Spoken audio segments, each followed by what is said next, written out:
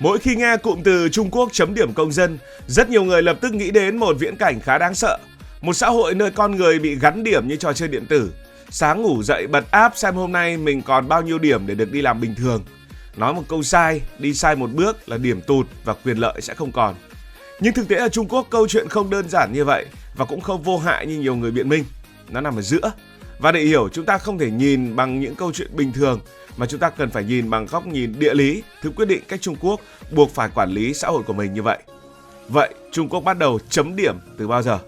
Nói về mốc chính thức thì năm 2014 là thời điểm mà Trung Quốc công bố kế hoạch xây dựng khái niệm gọi là hệ thống tín nhiệm xã hội và chúng ta vẫn gọi dân dã là điểm công dân, với lộ trình triển khai rộng rãi vào giai đoạn sau năm 2020. Trước đó rất lâu, Trung Quốc đã quen với việc quản lý con người bằng hồ sơ, nào là hồ sơ hộ khẩu, hồ sơ công an, hồ sơ thuế, hồ sơ ngân hàng, hồ sơ tòa án. Vấn đề là tất cả những thứ đó rời rạc, mạnh ai nấy giữ. Một người có thể làm ăn gian dối ở tỉnh này, nhưng sang tỉnh khác lại như bắt đầu từ con số 0. Với một quốc gia nhỏ, chuyện đó chưa chắc đã nghiêm trọng và có thể dễ quản lý. Nhưng với Trung Quốc, một quốc gia rất rộng lớn, dân số cực kỳ đông, thì nó là mầm mống của rất nhiều sự hỗn loạn. Trung Quốc cần hệ thống chấm điểm công dân bởi vì họ không chỉ rộng lớn mà còn rất đông dân. Trung Quốc rộng khoảng 9,6 triệu km vuông. Cái rộng ở đây không chỉ là diện tích ở trên bản đồ mà là sự phức tạp của các khu vực sinh sống. Phía đông là những đồng bằng ven biển dễ ở, dễ làm ăn, nơi hình thành những siêu đô thị như là Thượng Hải, Quảng Châu, Thâm Quyến. Phía tây lại là một thế giới khác hẳn. Đó là những vùng cao nguyên mênh mông, những vùng sa mạc khô cằn, những vùng núi non hiểm trở và mật độ dân cư thưa thớt.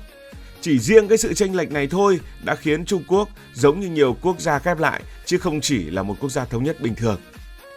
Dân số thì ngày xưa là lớn nhất thế giới, bây giờ thì lớn nhì thế giới sau Ấn Độ thì cũng hơn 1,4 tỷ người. Vì thế nên con số này là cực kỳ lớn và thường dồn cục rất mạnh vào những đô thị ven biển và những trục giao thông lớn. Có những giải đất chỉ chiếm một phần nhỏ diện tích nhưng lại gánh phần lớn dân số và hoạt động kinh tế của cả nước. Ngược lại, những vùng rộng mênh mông ở phía Tây có nơi đi cả trăm cây số mới gặp một khu dân cư đúng nghĩa.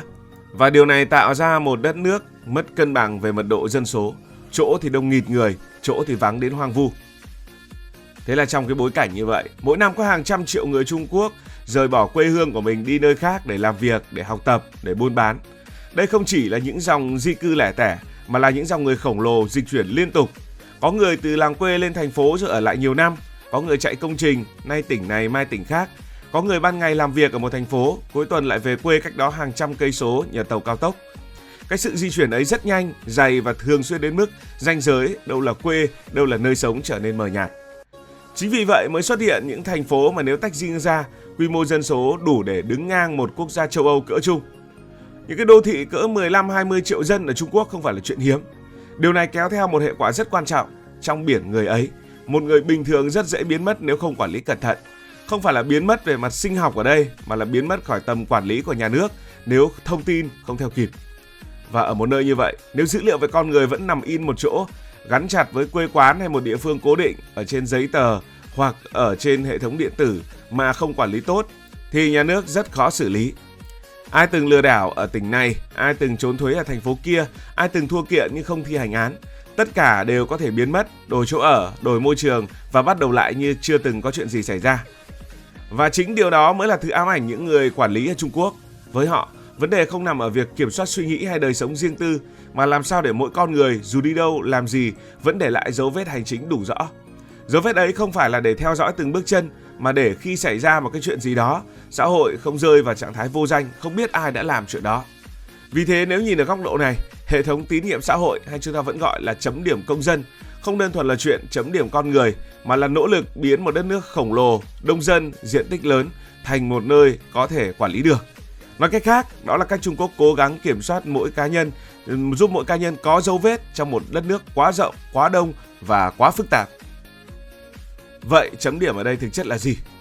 Trung Quốc không có một bảng điểm quốc gia duy nhất cho toàn bộ công dân, không có chuyện mỗi người đều có một con số chung áp dụng từ Bắc Kinh đến Tân Cương.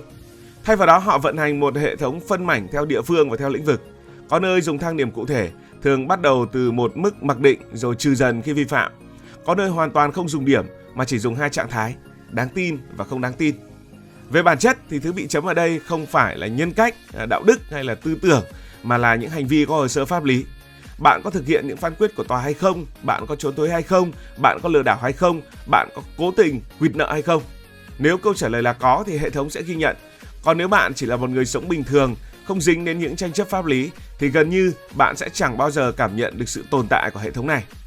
Điều thú vị là những hành vi dễ khiến một người Trung Quốc bị đưa vào diện mất tín nhiệm lại rất đời. Nói cách khác là bị trừ điểm lại rất đời. Không phải là những thứ mơ hồ mà là các hành vi cụ thể. Thua kiện nhưng không thi hành án, trốn thuế, gian lận tài chính, bán hàng giả, lừa đảo hoặc cố tình quỵt nợ trong khi có khả năng chi trả. Ở góc nhìn của Trung Quốc, đây là những hành vi phá vỡ niềm tin của xã hội. Một xã hội mà người gian dối không bị trả giá thì người tuân thủ pháp luật sẽ luôn là người chịu thiệt. Thay vì phạt tiền đơn thuần hay bỏ tù, Trung Quốc chọn một cách đặc biệt, đó là thu hẹp không gian sống của người vi phạm. Trong một quốc gia mà giao thông cao tốc và hàng không là mạch máu kinh tế xã hội, việc bị hạn chế mua vé máy bay hay là vé tàu cao tốc không chỉ là bất tiện mà là mất cơ hội với những người có điểm thấp. Bạn khó đi làm ăn xa, khó mở rộng quan hệ, khó tiếp cận những trung tâm kinh tế lớn. Đây là một hình phạt mang tính địa lý rõ rệt, không cần giam giữ, chỉ cần khiến người vi phạm không thể di chuyển tự do trong một nơi vốn đòi hỏi phải di chuyển liên tục trong một đất nước vốn rất rộng lớn như Trung Quốc, thế là đủ thiệt rồi. Và một điều thú vị là rất nhiều người Trung Quốc lại ủng hộ điều này. Trong đời sống thường ngày, không ít người coi nó giống như một thứ kỷ luật chung cần thiết để xã hội vận hành trơn tru. Với họ, vấn đề không nằm ở chuyện bị theo dõi hay bị quản lý, mà ở một điều rất thực tế. Nếu không có thứ gì đủ mạnh để ràng buộc, thì ai sẽ là người chịu thiệt?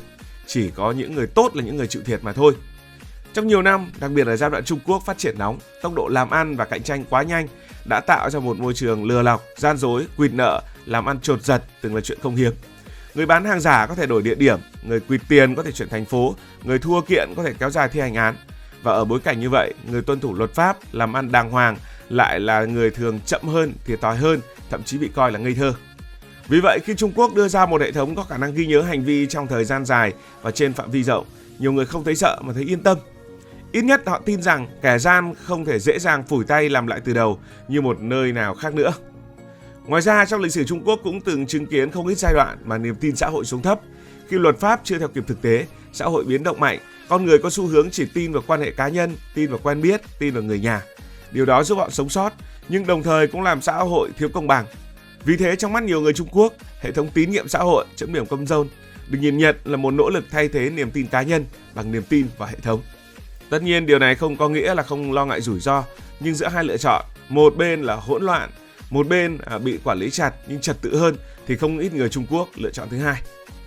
Với phần lớn người dân, điểm tín nhiệm là thứ họ chưa từng nhìn thấy. Họ đi làm, đi học, tiêu dùng, di chuyển bình thường, không có ứng dụng để nhắc điểm, không có thông báo trừ điểm mỗi buổi sáng. Vì đó là cuộc sống của những người bình thường, không vi phạm luật, không phạm vào những vấn đề gì đó. Và hệ thống chỉ thực sự xuất hiện khi bước qua ranh giới pháp lý, khi không thi hành án, khi quỵt nợ, khi trốn thuế, khi làm một điều gì đó xấu. Còn nếu không thì chẳng ai biết rằng nó tồn tại. Tổng kết lại, hệ thống chấm điểm tín nhiệm của Trung Quốc là sản phẩm của một quốc gia có địa lý rất rộng, dân số cực đông và mức độ di chuyển cao. Nếu nó đặt vào một đất nước nhỏ, ít dân, có niềm tin xã hội cao thì có lẽ là thừa thãi. Nhưng với Trung Quốc, nó hiện tại là lựa chọn phù hợp nhất. Cảm ơn vì đã quan tâm theo dõi câu chuyện này. Nếu cảm thấy thú vị, bạn có thể nhấn nút đăng ký kênh, bật chuông thông báo và chia sẻ. Còn bây giờ thì xin được nói lời chào tạm biệt.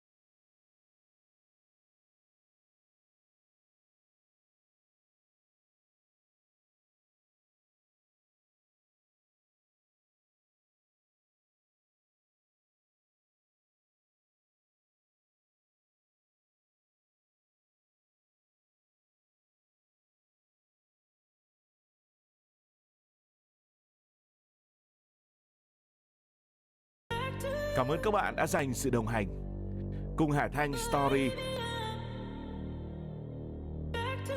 Đi qua những vùng đất, khám phá những điều mới.